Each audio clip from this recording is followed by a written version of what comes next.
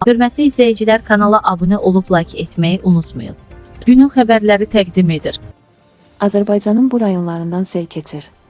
Sentyabrın 28-i saat 10:00 olan məlumatına əsasən ölkə ərazisinin bəzi yerlərində yağıntılı hava şəraiti müşahidə olunub. Bu barədə Oxu24.com Milli Hidrometeorologiya Xidmətindən məlumat verilib.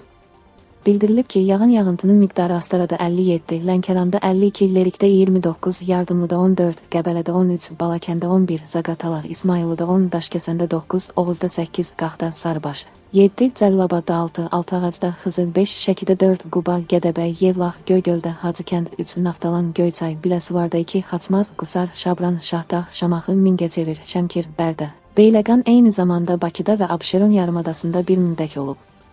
Sentyabrın 28-i saat 08:00 radələrindən Zaqatala rayonu ərazisindən axan Talaçaydan sel keçir. Daşkəsən, Gədəbəy, Göygöl, Qax, Sarıbaş, Balakən, Zaqatala, Şəki, Şamaxı, Altıağac, Xızı, Qrız, Qusarda duman müşahidə olunub. Dumanda görünüş 500 metrədək məhdudlaşıb.